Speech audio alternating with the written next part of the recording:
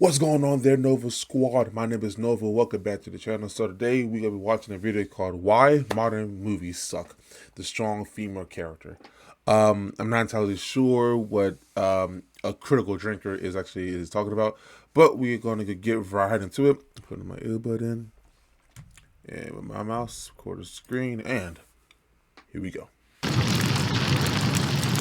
Sarah Connor, Clarice Starling, Buffy Summers, Ellen Ripley, Marion Ravenwood, Princess Leia, Dana Scully, Samantha Carter, Eowyn, Vi, Aaron Sun, Nyota Ahura, Beth Harmon, Cara Thrace, and Rita Vertasky. These are just a few examples of the many intelligent, complex, compassionate, brave, compelling, and well-written female characters that have emerged in the past 50 years of film and TV. Characters that have left their mark on whole generations of audiences to the point where they still resonate with people years or even decades after their creation. But then there's a different kind of character, a shallow, trite, cheaply made, gratingly unpleasant facsimile of these excellent ladies of the silver screen. A phenomenon known only as the strong female character. Honestly, it seems like just about every character without a Y chromosome these days automatically has to be labelled as strong. It's one of the first words to come tumbling out of the mouths of the writers, actors, directors, and marketing departments whenever they're asked about it, and it's been overused to the point where it's become completely and totally meaningless. Just another expected buzzword in the endless corporate approved word salad that has to be sprinkled on every new project now.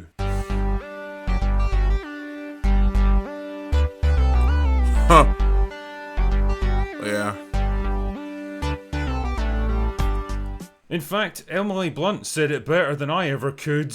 It's the worst thing ever when you open a script and read the words strong female leads. That makes me roll my eyes. I'm already out. I'm bored. Those roles are written as incredibly I understand that you are strong, but it doesn't have to be like the forefront of the mind, whatever. Because like you want to be like labeled just more than just strong. You want to be labeled as like independent, intelligent, whatever. Because like we all actually get it, everything for real. Like just because you're trying to push this idea that us viewers actually already get, it does not mean you gotta like keep on like trying to like say that, because it does get annoying after a while though. stoic. You spend the whole time acting tough and saying tough things. Oh, stop it, Emily. I can only like you so much. The thing is, though, she's absolutely right on this one. The strong female character cliche is as hollow, simplistic, and meaningless as all those soulless corporations that'll happily use social Bam. movements as an excuse to sell you more useless tat that was probably made in an Indian sweatshop. But why is this happening? What is it that makes a good female character different from a strong female character? Well, let's explore this together, shall we? The first problem is one of competency. See, one of the core elements of any character arc is presenting them with a challenge or difficulty that they have to overcome, whether it's an opponent to be defeated, a goal to be reached, or even a personal failing or weakness that has to be tackled.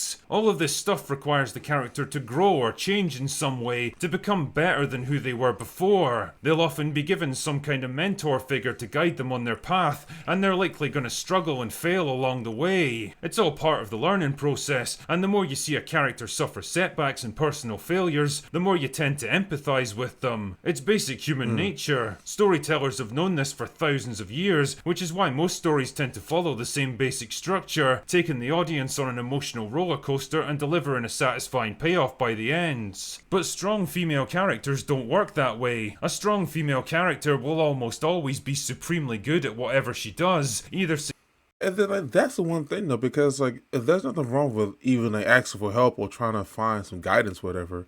Because like it's just like most movies are like fictional movies, and then like they just try to like make it seem like, yeah, we got this on our own, things like that. But like that's not how life actually works, because like you got to like go through trials and tribulations to actually go get to the point where you actually are at.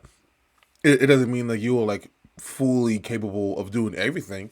Like that's not realistic at all, because like if that's so, then what's the point of you like telling your story? I mean, it's just like it's just a waste, But that goes for men and women though, because like it's just like you want to like draw into the audience to actually go gravitate the whole entire like story, the aspect and things like that. But it's just like if you got a character that has already established, it's kind of like a boring story though, in my opinion. Right off the bat or teaching herself with minimal effort. They're generally not allowed to have older mentors to teach them things, especially not male ones, because that would send out the message Yeah. that women need men to help them succeed.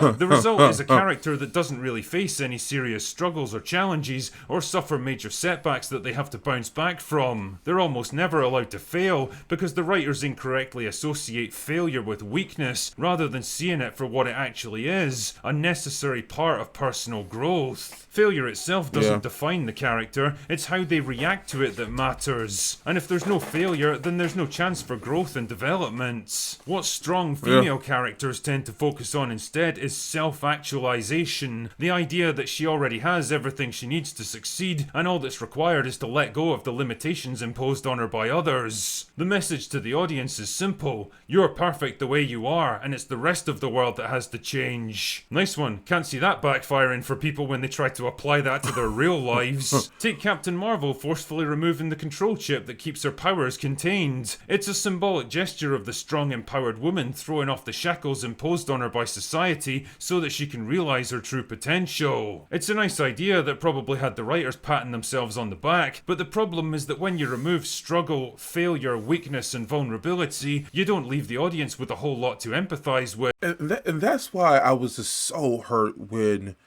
the Captain Marvel movie it wasn't really good though, cause like it just like it seemed very ignoring, and then it seemed like so leg and just I don't know, man, cause like it was just a bad movie, honestly. Like overall, man. I mean, like critical. He literally just like explaining all everything, man. For real, it's just like if you don't have us empathize us, or if you don't have us feel sorry for the character, and then I want the character to be great or trying to relate to the character, then what's the whole point of actually just making this whole movie or just like making this character, you know?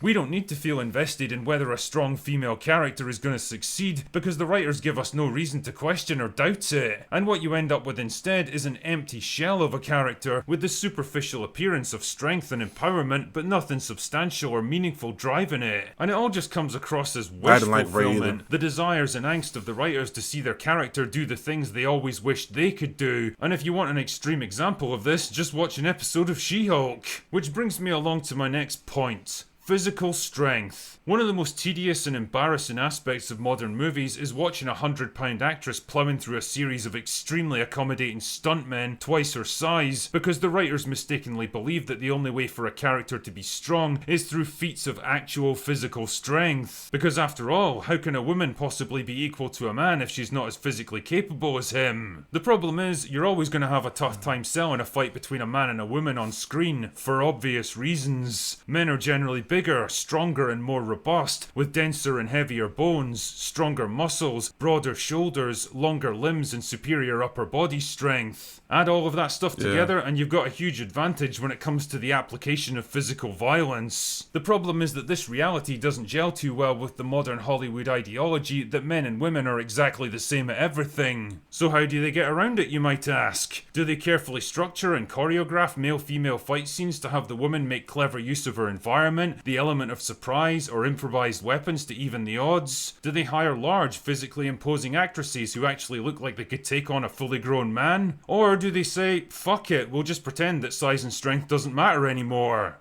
I think you know the answer already. Like in this scene from The Woman King, where a 57-year-old, 5'5" Viola Davis takes on a 29-year-old, 6-foot-tall man who's built like a heavyweight boxer. He's literally half her age and twice her size. A single one of these haymaker punches would probably shatter most of the bones in her face, fracture her skull, and cause severe brain injuries. And yet, there she is, tanking them like she's Rocky Balboa. Nobody is buying this because they know that an actual fight like this would be over in about 4 seconds. But if you want an extremely rare example of how stuff like this would actually go down, check out this scene from Sicario where main character Kate punches a CIA officer full in the face as hard as she can, and it barely even phases him. Then he promptly knocks her on her arse in response. This is what actually tends to happen when you try to take down someone who's bigger and stronger and tougher than you. And the thing is, all of this stuff misses the point that actual physical strength isn't what makes a character strong. Someone who chooses to fight even if they're at a massive disadvantage is actually a lot braver and more compelling than some overpowered superhuman who dominates everything around them. Like in this scene from Lord of the Rings where Eowyn makes a stand against one of the most powerful and terrifying enemies in all of Middle-earth. You can see how Yeah. frightened and tiny she is compared to him. She's basically a fly that he could easily swat away,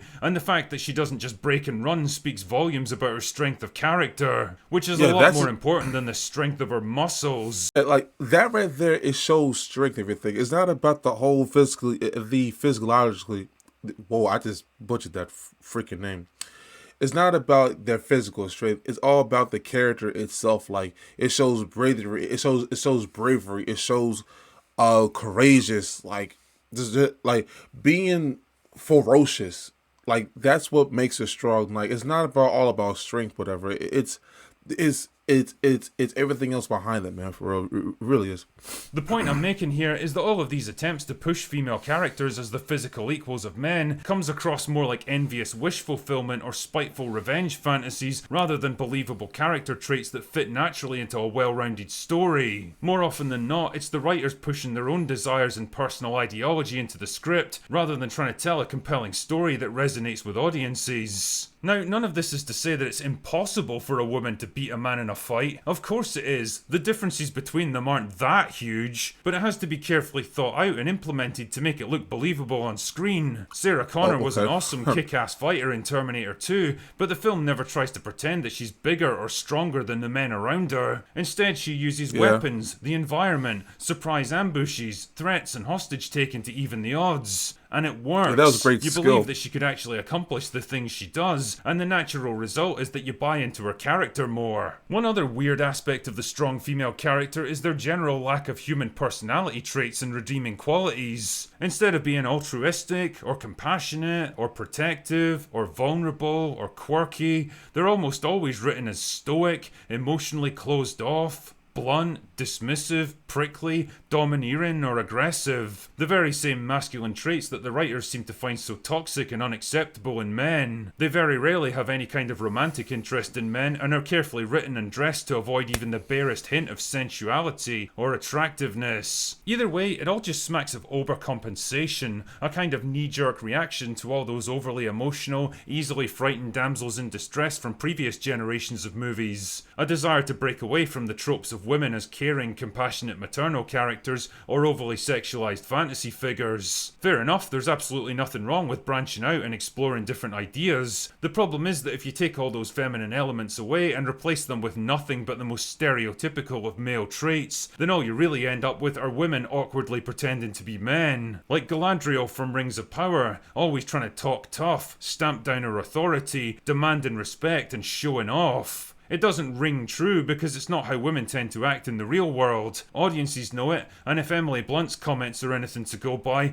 the actresses trying to play these roles know it too. Again, none of this is to say that you can't have assertive and authoritative female characters who speak their minds and fight their own corner, but you have to give them more than just the superficial facade of toughness. Just like how making them more physically powerful diminishes their bravery, and removing their challenges, weaknesses, and failures eats away at their relatability, so removing their emotional complexity and vulnerability makes them less likable. And the end result of all this is characters that are weirdly bland, sterile, sexless, emotionless, joyless, arrogant, condescending, and unappealing. People might not always be able to put into words what exactly is missing from them, but they know instinctively that what they're being shown just doesn't feel right, and it doesn't connect with them. And the more Hollywood tries to force these characters on us, the more people are rejecting them. It's kind of ironic when you think about it, that the strong female character should ultimately turn out to be their biggest weakness. Anyway, that's all I've got for today. Go away now. Uh, he did hit a lot of spots over there, man, for real. When it comes to this whole like strong woman type thing, for real, because now this day and age, people say like when men try to act up and trying to sound all smart, whatever, and et cetera, they tend to call that misogynistic. Like if you, well, if people in general really don't like men being misogynistic, whatever, then why would you try to force that on to female characters? Which kind of like defeats the purpose of what you were trying to accomplish. But anyways, y'all, if you guys really enjoyed my reaction today, make sure you hit that like button, subscribe, and share. Let me know in the comment section down below what you want to react to next. Thank you so much for watching. Again, my name is Nova, and I'll see you guys next episode. Peace.